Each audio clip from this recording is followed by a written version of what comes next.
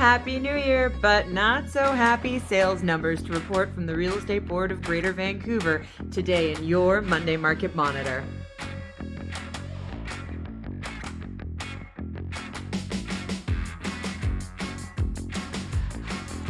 Welcome back to your Monday Market Monitor. Yes, today is Tuesday and not Monday, but hey, even this gal needs a day off every so often. Of course, that doesn't mean that there were no new numbers to review for the last week of 2022, so let's get into the stats for December 26, 2022 to January 1st, 2023 for the Real Estate Board of Greater Vancouver.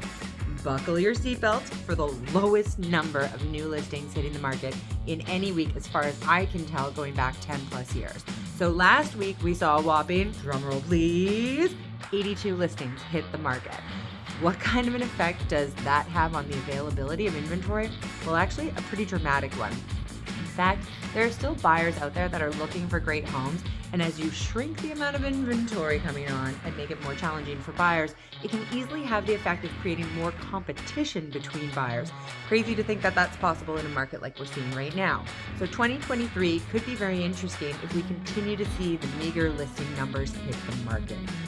Next is a number that under normal circumstances would just blow my mind, and that is the number of listings that expired or came to the end of their term. We hit 1,114 expireds last week, and this is the highest number that we've seen since I started doing these videos and that I expect to see until 2023 at the end of the year.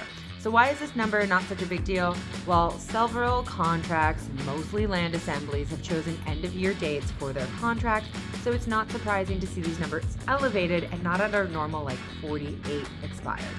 We should see this number start to trend down over the following months anyways, as inventory hopefully hits the market. So let's talk price changes. Last week, we only saw 34 sellers thought that it might be the right time to give their list price a haircut, and honestly, it probably won't have a huge impact for those 34 sellers since they chose to do it at sort of this weird in-between time. Most of them would probably have been better off taking the property off the market for the holidays and relisting afterwards. But despite all these crazy numbers that I'm reporting, we still had 154 successful sales last week. Yes, I know that number is the lowest that I've reported since I started doing these videos 26 weeks ago, but it was also the holiday. So with limited new inventory coming on, it doesn't shock me at all, and I don't feel like we're gonna see numbers trending down, but these will start moving toward some higher numbers as we move past Chinese New Year and into the spring real estate market. With those 154 successful sales though, what we did see was the DOM, or the days on market, held steady at 27 days. Now, that's not to say, of course, that properties aren't selling faster than that. In fact, 14.9% of the successful sales was sold at or above the list price and for under 16 days on the market. So there's still some product out there that's selling at a quick pace, and mostly that product is renovated in great condition and priced very sharply.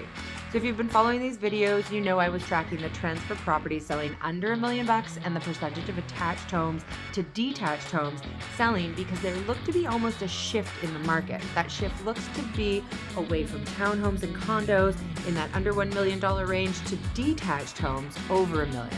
So, last week's numbers completely shifted that trend that I was starting to map out, and we did see a complete reversal of the numbers to see 60% of the properties sold come in under $1 million, and the percentage of attached properties jumped right back up to 74.6%. So, of course, this could always be a holiday blip and an anomaly in the trend, and we could return to, in the coming weeks, to that 5-week trend that I was mapping, but I don't know, and I promise to keep an eye on those numbers to get you the latest details. Well, Happy New Year again, everyone, and remember that if you want to have an in-depth conversation about the Vancouver real estate market and how these stats will affect your holiday home sales and your sales into spring 2023, then reach out for some expert advice. Thank you so much for tuning in to your Monday Market Monitor on Tuesday, and we will see you in the next video.